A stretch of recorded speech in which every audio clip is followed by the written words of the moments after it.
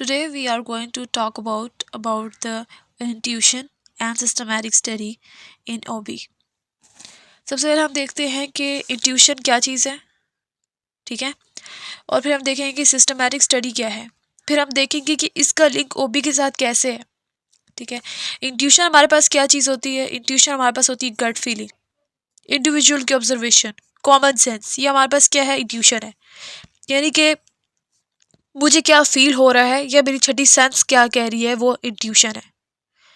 और इंडिविजुअल की ऑब्जर्वेशन क्या है? इंट्यूशन है। कॉमन सेंस क्या है? इंट्यूशन है। ये हमारे पास इंट्यूशन किसे कहते हैं? भाव को बोलते हैं। जैसे हम लोग सुनते हैं ना कि अगर मछली के बाद दूध है कि पता नहीं दही है, उसे पीने से ना जिस्म पे वाइट जो है ना वो धब्बे पड़ जाते हैं। तो ये क्या है? इंट्यूशन है। ये हमारे पास फैक्ट्स पे नहीं, हमारे पास लॉजिक बेस्ड नहीं होते, मतलब हमारे पास कोई साइंटिफिक प्रूफ नहीं होता, लेकिन एक बात होती है जो स्टार्ट से चलती आ रही होती है और हम इस पे अमल भी कर रहे होते हैं, तो वो हमारे पास क्या? इंट्यूशन है। इसी तरह हमारे पास आता है सिस्टमैटिक स्टडी। सिस्टमैटिक स्टडी क्या होता है? सिस्टमैटिक स्टडी कहते हैं कि किसी चीज़ को के साथ स्टडी करना, आप एक साइंटिफिक मेथड्स का इस्तेमाल करते हुए जब स्टडी करते हो, वो हमारे पास क्या कहलाएगी? सिस्टमैटिक स्टडी कहलाएगी, ठीक है। वो बेस्ड होगी एविडेंस पे, प्रूफ पे। हम क्या करेंगे? हम एक्सपेरिमेंट करेंगे, हम ऑब्जर्वेशन करेंगे, तो ये क्या है? सिस्टमैटिक स्टडी है। यानी कि जब हम कोई बात कहेंगे तो हमारे पास उसका प्रूफ होगा, हमारे पास सिस्टमैटिक प्रूफ होगा, हमारे पास हमने सिस्टमैटिक मेथड्स का इस्तेमाल किया होगा, हमारे पास हमने टेक्नोलॉजीज़ का इस्तेमाल किया होगा, जबकि इंट्यूशन में ऐसा नहीं है। सो ये हमारे पास क्या है? इसके डिफरेंस है इंट्यूशन का और सिस्टमैटिक स्टडी का, कि इंट्यूशन और सिस्टमैटिक स्टडी में फ़र्क क्या है। अब हम देखते हैं कि इनको ऑब्जर्वेशन हमारे पास ओबी में ऑर्गेनाइजेशन बिहेवियर में क्यों डाला गया है। इसका क्या रीज़न है कि हमने इसको डाल दिया ओबी में?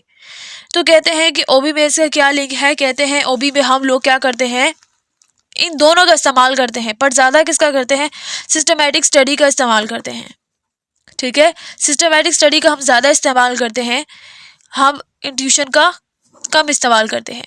अब बात आती है ऑब्जर्वेशन हमारे पास बिहेवियर में या ओबी में, हम सिस्टमैटिक मेथड्स का क्यों इस्तेमाल ज़्यादा करते हैं और इंट्यूशन का कब और क्यों इस्तेमाल करते हैं। तो ओबी में हम लोग सिस्टमैटिक स्टडी का इस्तेमाल करते हैं क्योंकि हमें एविडेंस दे रहा होता है, हमें उसको लॉजिक, उसको फैक्ट देनी होती है, ठीक है। जबकि ट्यूशन में हम तब यूज़ करते हैं, ओबी में ट्यूशन का इस्तेमाल हम तब करते हैं जब हमारे पास टाइम कम हो, लैक ऑफ टाइम हो, ठीक है, और रिजल्ट हमें जल्दी से जल्दी देना हो।